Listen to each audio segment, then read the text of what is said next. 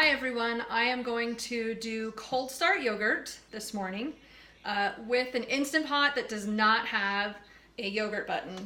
In order to do this, you are going to need Fairlife milk or another milk that has been ultra high temp pasteurized. Some of the organics in stores it'll say UHT or ultra high temp, usually somewhere here at the bottom. This one is ultra high temp pasteurized and ultra filtered, so it works really well. Right now, some people are saying this is a little hard to find. I was able to find this at my store yesterday without a problem. But if you can't find the Fairlife, you can try like the Horizons Organic, I believe. There's a couple others like A2. Or if you are in Utah and you have access to Gosner's, the boxed milk, their boxed milk is ultra high temp pasteurized, so you can use any of that except the chocolate or flavored. So it can't be chocolate milk. You can use whole or 2%. I have not tried I think it's the skim in the Fairlife, but I've tried the whole and the 2%. I have 2% today because this one's gonna expire sooner. And then you need a yogurt starter. I like the Faye 5%. I've heard that Wee works fine. Any of them that say live culture, not active, it needs to say live culture. In fact, this one will say live active, but just make sure it says live. You can see kind of in the back in the ingredients. You'll need about 2 tablespoons. I use this and I've done multiple batches off of it. Just as I have been testing, so that's why I have a bigger container. But you don't need one that big, you just need a small one. You need 2 tablespoons. We do need to get the milk to the right temperature for the bacteria to grow. And so that's why you'll need your saute button. So all you're gonna do is pour your milk in and turn your saute button on. Now you do kind of have to watch it because you don't want your milk to scald. And you're gonna need some kind of thermometer. This is my Thermapen. I have wanted one of these for like ever. And finally got one last year, love it.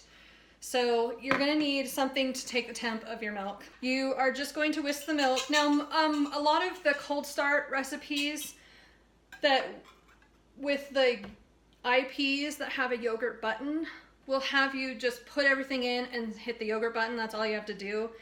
Because we're having to heat this, I prefer to leave the yogurt out until I've got the milk to the correct temperature, because if I get distracted or if I have to run, help a kid or something, and I come back and I've gotten my milk over the temperature that I need, I will kill off my yogurt starter. So I like to heat my milk first, and then that way if I get it too hot, I can always let it cool down and then put the yogurt in, because if you get it too hot with the yogurt already in there, you'll kill off the bacteria and you got to start all over with new yogurt.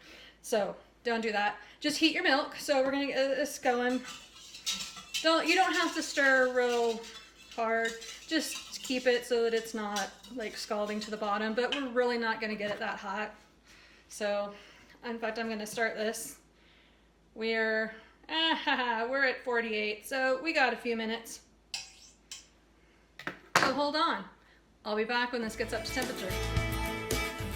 I am at about 102. It starts to climb really fast. You want it to 110. And I am at, oh, there we go. Okay, it goes pretty fast once you get close. So I'm gonna pull this out. The reason I'm doing that is because I don't want it to continue to heat in here even after I turn it off. So I'm gonna turn this off and I'm gonna unplug it. That'll give me a little bit of time to get my yogurt in here without heating it up, because again, if you get it over 120, your bacteria is shot. So I'm gonna take this, I'm gonna pour in 2 tablespoons, oops, of my yogurt. What's left? I left 2 tablespoons especially just so I could do this batch. Get the rest of that out. Then I'm just gonna whisk the yogurt in.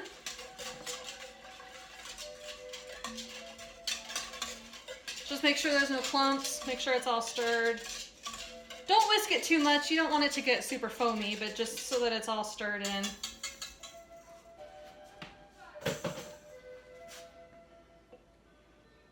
And then you wanna temp it again, make sure Like mine's at 107. I don't know if you can see that from there, but mine's at 107 now and going down.